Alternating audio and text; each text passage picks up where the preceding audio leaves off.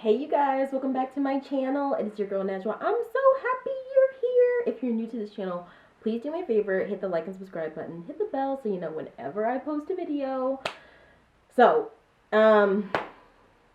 after watching Queen Charlotte's, which we got our handy tablet here so that we can follow up together.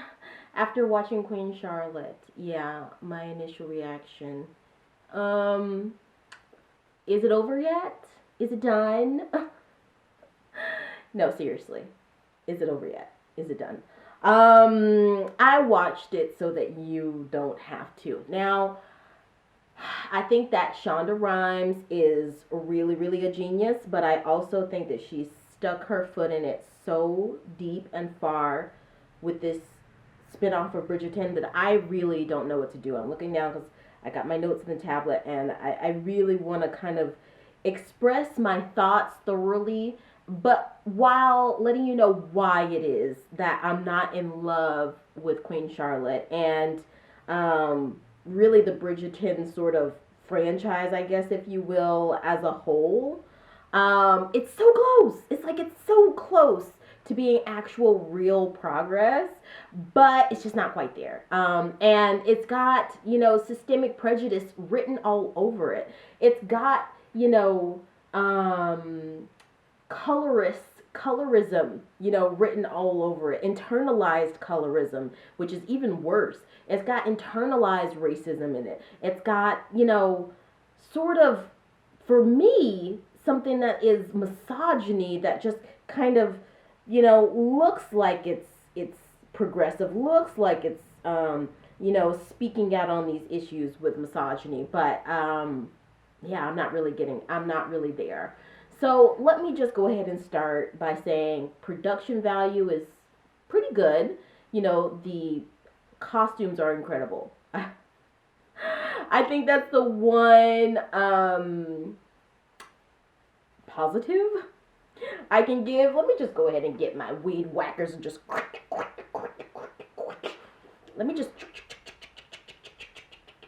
trim all these stray leaves. But the costumes are incredible, and the writing would be good if it just went, a little bit of just like one teeny tiny step further. Um, the historical component of it. I studied art history. I studied advertising design in a liberal arts college, but I also had a minor in art history.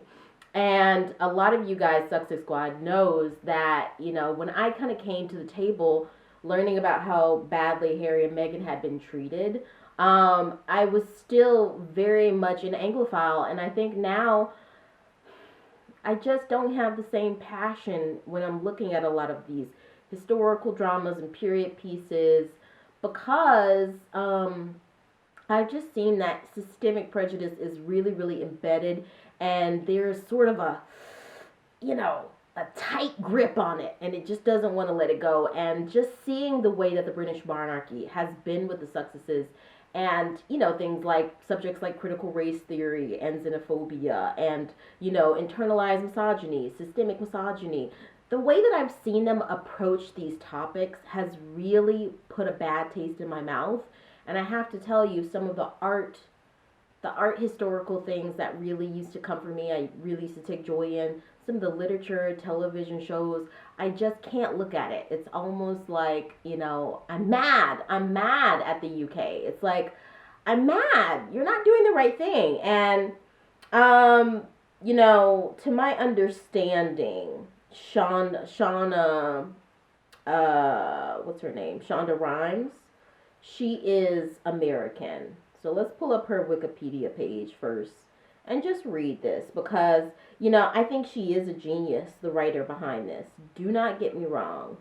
She is a very talented woman, and I truly, truly enjoy the Bridgerton series as much as I enjoy some of the other shows that she's done. Now, I haven't watched all of the shows that she's written in full, but I mean, from what I've seen, she seems to be truly the definition of what someone would call a visionary. She has that rare ability that many people don't have, that artists uniquely have to bring something imaginary to life, to just bring a vision to life.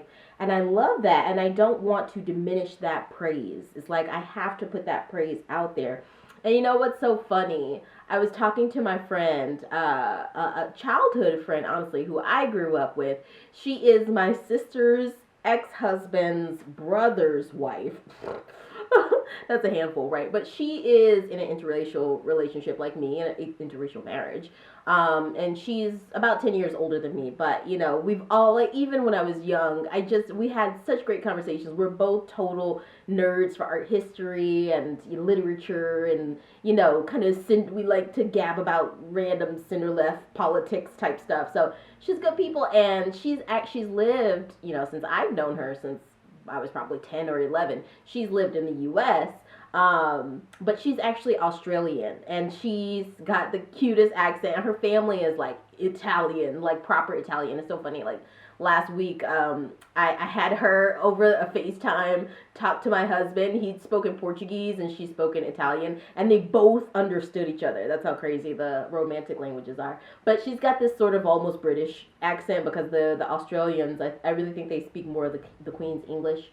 And she was like, Najwa, did you finish, not Bridgerton, did you finish Queen Charlotte? You had to finish it. And I was just like, oh, I watched some of it and I wasn't loving what I was seeing in terms of colorism and, just the systemic prejudice. It's just like, it's still racist. Even though it's like half of a tiny baby step, it's like, it's not enough. And she's like, I feel you, but just keep watching it. And so I did. But that wasn't the only thing. The other thing was the repeated marital.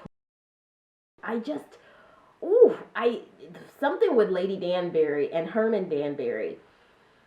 I did not like that, and I'm going to go deeper into you with exactly why that is, and hopefully I verbalize this well enough. So, shondarhimes is an American television screenwriter, producer, and author. She is best known as the showrunner, creator, head writer, and executive producer of the television medical drama Grey's Anatomy, its spin-off Private Practice, the political thriller series Scandal. And we also have on here, she's also written, she was also served as an executive producer for Off the Map, How to Get Away with Murder, The Catch, and Grey's spinoff Station 19. And so she I don't know that it talks about Bridgerton in here. It's really bizarre. Oh, she also worked on The Princess Diaries too. Very good. I mean, very clearly, we're looking at a maverick here. I am so proud, and I'm so proud that she's a woman and she's been able to accomplish this. I'm so proud that she's black and she's been able to accomplish this. But, Herman Danbury.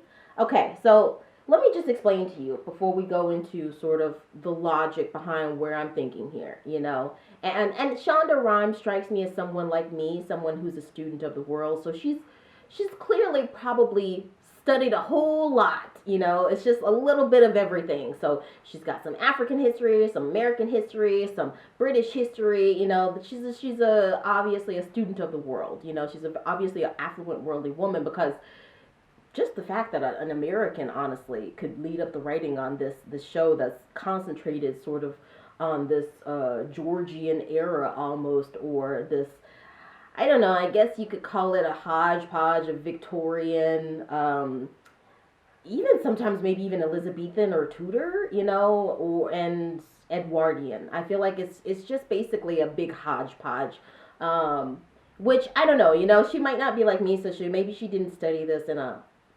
classroom setting, but I can tell that she has a lot of writers who are very clearly aware of British history who helped her with this. And, I got to connect these pieces for you, because the thing about Black history, African history, and the way that it's been integrated into the U.S. and the U.K., and more specifically focusing on how African history and African people have been integrated into the U.K., it's often very fragmented.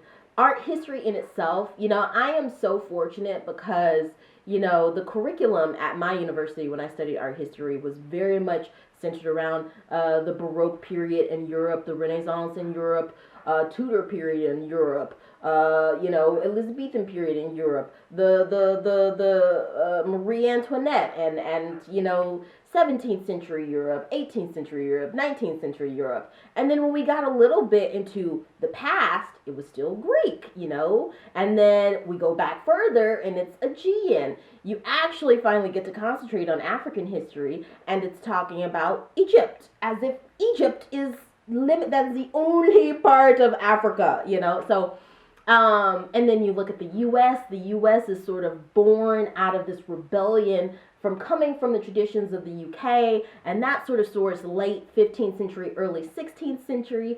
And so, American history and black peoples in America can kind of also be wrapped up into this whole scenario. But the thing is that history and art history, the perpetuation of racism, colorism, systemic prejudice, misogyny, racism, xenophobia. It's all kind of embedded to present you like a polished, whitewashed version of history. And it's all fragmented, and you have to independently put it together, because history won't be real for a moment. It won't be real to say civilization existed in Africa long before colonizers came, raped and pillaged and destroyed the land. There was a whole timeline of stuff there. And unfortunately for us black folks, who are dispersed all across the world because of colonization, we have a rich oral tradition, but it's not written down on paper. It's been, fragmented and plopped here, plopped there. And we have to continue to have this oral tradition where we speak about, the fly in one's ear, and it takes a village to raise a child, and Jenga, the bartering system that clearly existed long before anybody thought of it in Africa. A lot of those traditions have been passed down orally, and I just did not like the way that, the same, how do I want to pose this? The same tendency that television, mainstream television in the US and the UK has a tendency to do, of showing black men as the villain, as the bad person, as evil, and that stuff reverberates. Look at the death of Jordan Neely. Look at George Floyd. The reason that many people don't value the lives of black men is because the entertainment that we watch has a problem with admitting that it has a problem with black men, especially dark black men. And what that manifests is, in 2023, I thought that we had evolved past this, but clearly we haven't.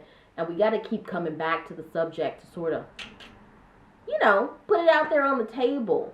You look at television across the board, in the US and the UK, the depictions of black men are generally limited to a thug, a super aggressive, psychopathic, sadistic thug, or a token, a sort of Uncle Tom, coon, yes, massa, yes, sir, sort of thing, or there's nothing in between, there's nothing in between.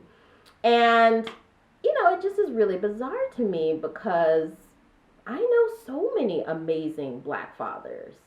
And my family is quite old over in the U.S., and not for, British standards, whatever, because our history just kind of got wiped clean around the 16th, 17th century. But with that prospect, my family is quite old, and I know that my granddad, my great-granddad, I know that people in my family, were surrounded by strong, honorable black men. I know that those strong, honorable black men existed when we got pulled by the hair up out of Africa, because if you just look at African tradition, not Egyptian tradition, but African tradition, really go to West Africa, South Africa, go to Africa where you have the blackest of bluest of people, okay? And you will see that we have a rich tradition of women in our society really being upheld, really having a voice and having value. If you look back at our fragmented history, you would put together that women were actually really revered. Their opinions were revered as much as the men. And they hunted together. They fought together. They were warriors together. Africa is a matriarchy. Africa has been born out of a collectivist mentality, not an individualist mentality. And so that's why, things like the bartering system, things like, oh, I've got this ivory, I'm going to trade this to you for some of your exotic soaps. The fact that, collectivism and this sort of symbiosis society came out of Africa, it doesn't surprise me that just gets wiped over. And if you really don't believe me, now I know that this is focused on the UK, but the thing is that the Bridgerton series, what really annoys me is that it's trying to talk about race while at the same time doing the exact same thing that's been done. Race and color, colorism. It's doing the exact same thing that's been done in the past, and it's just perpetuating it. It's like if this series would have either gave dark-skinned black people as much honor and grace and, reverence and intelligence and ethics as it did the mixed race black people in this franchise, the lighter skinned black people in this franchise, maybe it would be taking a step ahead. I get it. The show doesn't really directly address race, right? That's the whole thing. It's almost like a depiction of what it should have been. Blacks and Indians and brown and, people of different backgrounds should have been able to roam freely in all of our higher societies. It's showing that, what if? I feel like that is what the Bridgerton series is the like, what if? But if it's really going to be the what if, because I get the sense that it's the what if because they really don't want to tackle race and sexism and all that stuff directly. So they do it indirectly, which, it reminds me so much. There's a famous series, British series, and it's called A Rake's Progress. Yes. Hogarth. If you can look it up, it's really, really interesting. It's a satire, and of course, this is the days before Netflix, so it's done in a series of paintings. Very, very important British art history piece, and it really shows the backgrounds of classicism combined with the modern sort of satirical thing that hit literature. When you look at Bridgerton, it's got that feel, Clearly, Shonda worked with some great British historians and British writers because it brings in that sense of British classicism and, what do I want to say? It's sort of that satirical, dark humor, subtle, snobby type thing, whatever. Fancy stuff.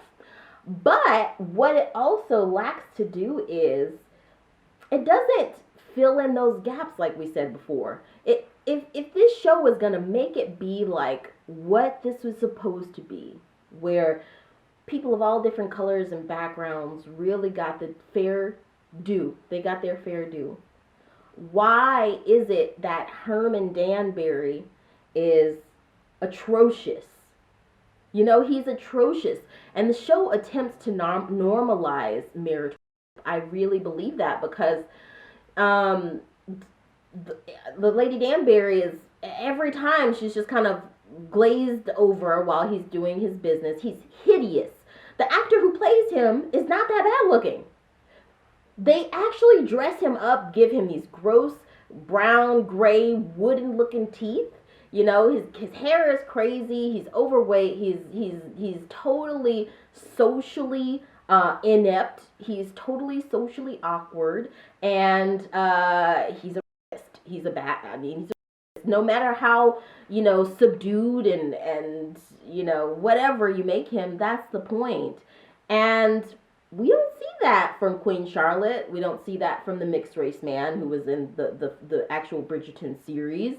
We don't see necessarily that from the chick in the first one, the other mixed race chick who was pregnant.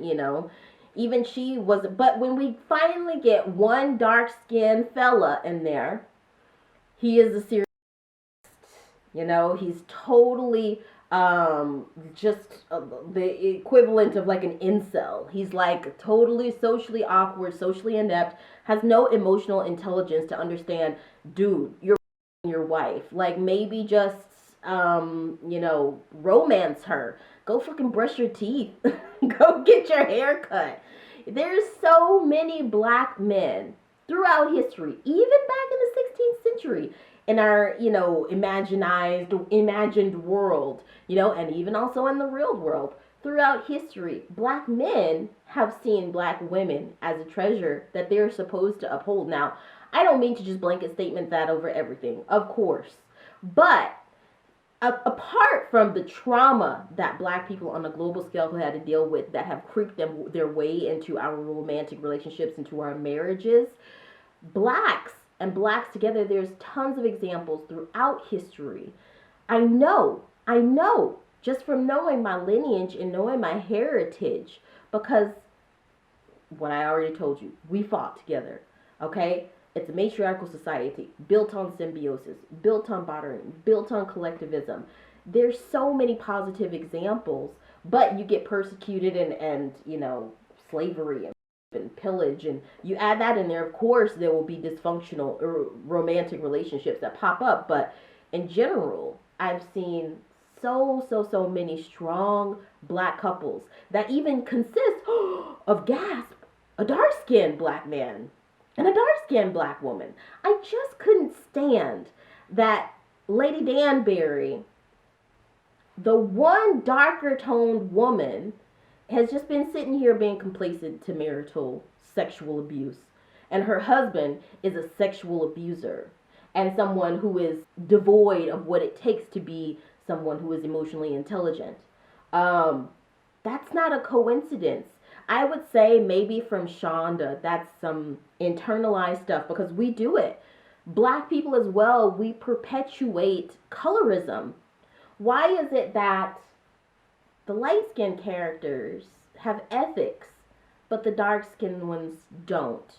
So, I really would have much more loved this series if that was approached in a different way, where even dark-skinned folks had some ethics, had some scruples, because Queen Charlotte, her character, has scruples. She's not always a pretty dainty flower. That's her whole sort of persona, is that she's scrappy, she's strong, she's fiery, she's independent, but she has scruples. Why don't the dark characters have scruples? I just don't understand that. I also think that it's a very loose, I don't necessarily love it when shows are based loosely on history. It's like either go one extreme or the other. Either just make it purely based on true fact, or really make up fantasy. The fact that King George, George is related to Mad King George, and Charlotte, who Queen Charlotte probably wasn't really black. She probably had traces of really distant ancestors in there, like most of us do, because we all came from Africa, which this show doesn't show me that we all came from Africa. This show doesn't show me that. No, literally, even the whitest of Windsors got some black in them down there, down the line somewhere. Now again, I know that I'm speaking from a place of fragments, because that's how African history is, but I want to give you some examples of both in historical context and in film, some really great black men.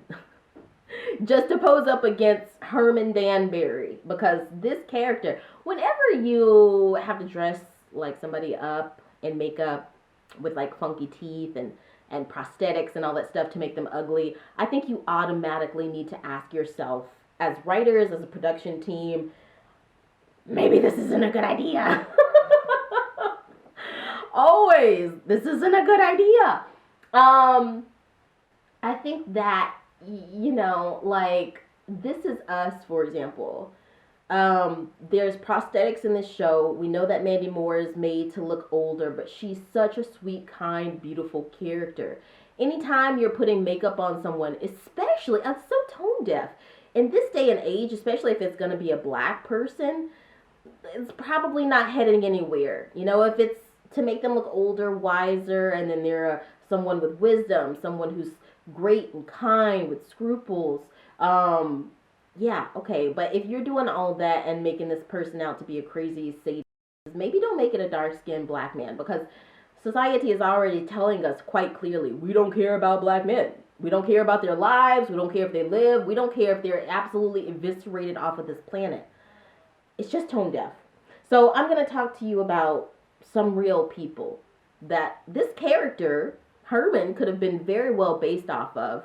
And that would have made me think, oh, great, great, great, great. We're finally seeing a dark-skinned black woman and a dark-skinned black man, and they are also beasting it, you know, just as much as the mixed race characters.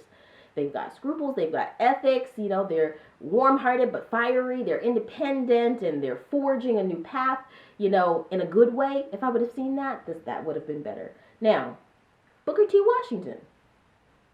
And to my understanding, yeah, he was married. This was a great man. Okay. Frederick Douglass. Now, Frederick Douglass, I don't know if he was married. This one, I can't remember the name of. George Washington Carver. Yep. Marcus Garvey. Marcus Garvey was married. W.E.B. Du Bois. I just named 5 real black men. And don't get it twisted. Oh, you can say, oh, yeah, that's from another day and age. It's from another country. All of these men, 18th century, okay? The 17th century, where this show is basically showing a hodgepodge of late 16th, early 17th century, or mid 17th century, rather. These men would have come, this would have been the grandchildren of if Herman was a good guy, you know? But he wasn't. And, you know, what's so funny about art history, I had to dig in some of my old art history files from school to look into this. And, you know, what's so funny is when you're a black student amongst a bunch of white students studying art history, and you're in that one Eastern art history class where they just lump everything together, you know, African history, Native American, Asian, whatever. It's just like, oh, we'll just lump that as Eastern, Hindu, whatever, Eastern, you know. And I remember one of the first questions I asked was like, well, you guys cover African art history and 75% of the course is about Egypt, you know. That was like one of the first questions 19-year-old Najwa asked, you know, just little Najwa, just 19, you know. And of course, you know, my amazing professors, who I had amazing professors, don't get me wrong, but for a white, you know, gray-haired woman who's just a huge freaking art history nerd, you know, who wants to forge change, but they're confined to the restrictions of the curriculum, they're like, oh, I'm so glad you asked that question, you know. They're like, do you know about Akhenaten's mother? Akhenaten's mother was a black woman, you know. But Akhenaten's mother, we don't know much about her. We know a lot about Nefertiti. We know a lot about Akhenaten, but we don't know about Akhenaten's, like, purebred, dark-skinned black mama. Because that's what history has done to us. It's made us out to be the villains, barbarians, savages, and try to eviscerate us. Queen Charlotte, I don't see where it's doing anything different. And you look at the picture of the real actor who plays Herman Danbury, and he's not that bad looking. Why can you just have him not wear prosthetics or weird wooden looking teeth with crazy hair and weird makeup? Like, why don't you just like let him be him, and then maybe change the writing so that he's not a villain, like not a terrible, terrible human being. Then we could get somewhere.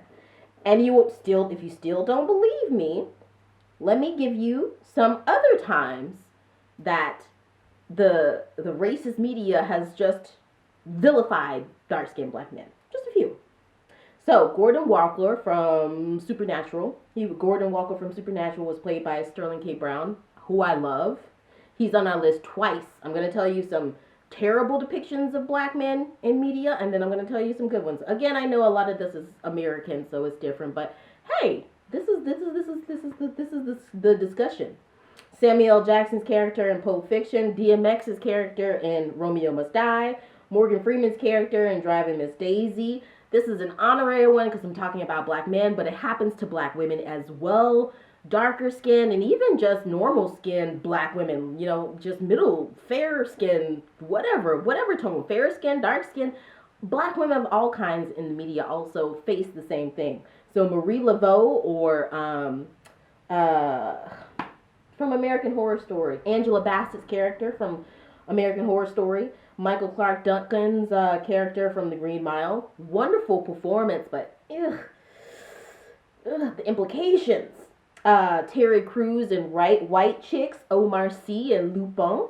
Planet of the Apes gets an honorary seat because clearly it's just showing us colonization all over again, except now we're monkeys, you know. So then let's talk about some of the positive roles. Randall Pearson from This Is Us, Sterling K. Brown, was played by Sterling K. Brown, a dark-skinned black man. And he happens to not be a sociopath or a criminal or a thug. Roland Burton in Army Wives, I love that show. Again, played by Sterling K. Brown, a dark-skinned black man. The Honorable Judge Philip Banks, aka Uncle Phil from The Fresh Prince, not a dark-skinned black man, but still shown in a positive light. Huxtable, Mr. Huxtable Mr. Huxtable, we don't want to link Cosby with that, but it still was a positive depiction at the time of a good male role model in a black home as a husband, as a father.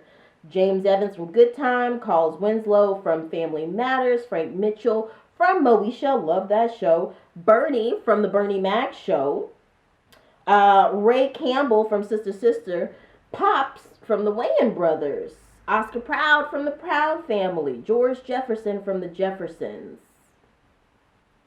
A lot of positive depictions. You know, one of the shows that I really, really loved was The Tudors. And, you know, The Tudors, I don't think that any other period show is going to match it for me because it doesn't hit up there with the writing, you know, and it's also not trying to pretend to be something that it's not. You see black people in that show and they're slaves because that's how it was.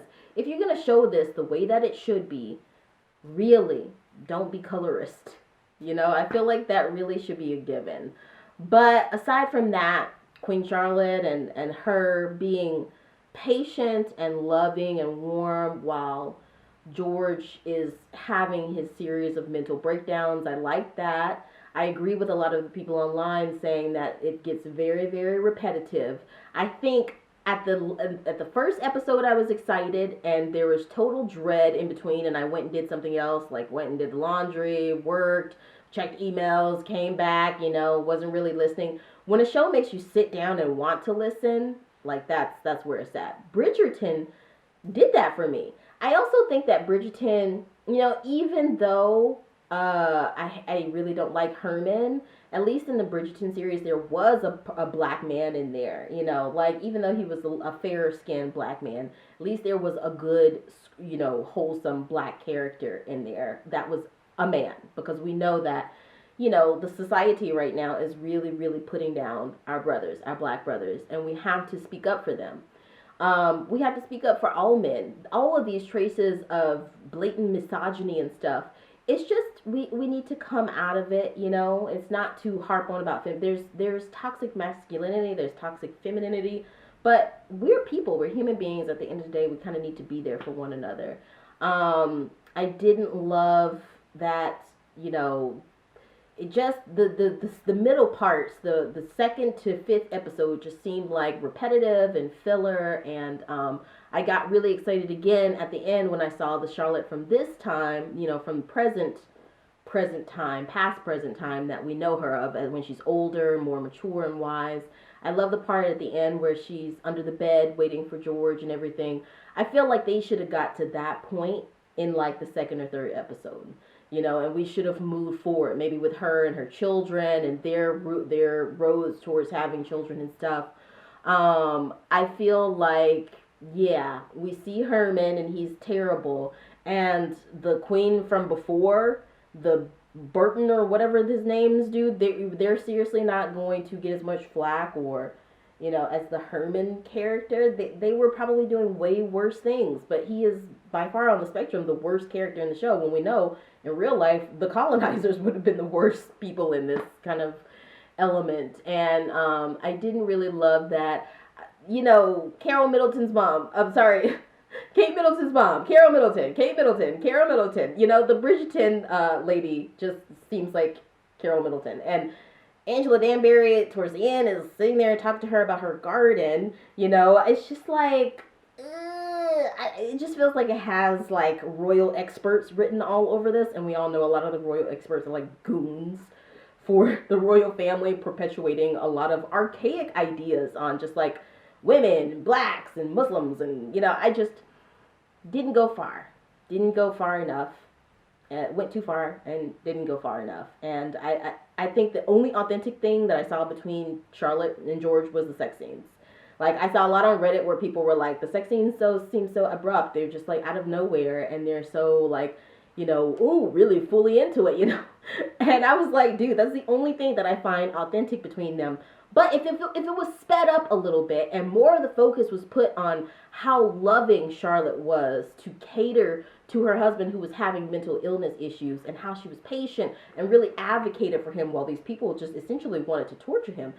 That part where the therapist walks into the examine room, and he's like, I'm going to solve George's problems by talking.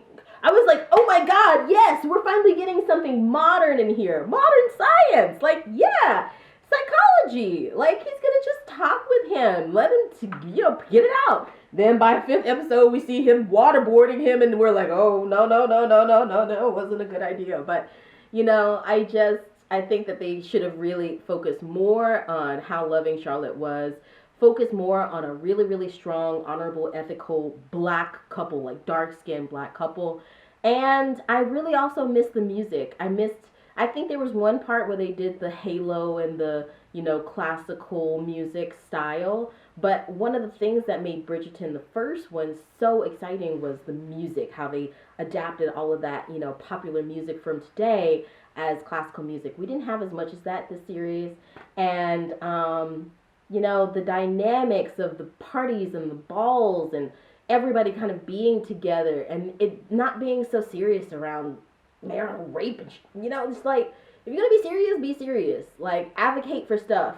But if you're not, then just go ahead and continue to be all fluffed up. But I would love to know what you guys think, guys. I think out of 10, I would maybe give it like a 3 or a 4. I didn't love it. But, felt like homework. Felt like homework by the 4th or 5th episode. But episodes 1 and 6 were cool. But I'd love to know what you guys think. Please let me know in the comments. If you're new to this channel, please go ahead, hit the like and subscribe button, hit the bell so you know whenever I post a video. And I'll see you next time. Okay, bye. Bye.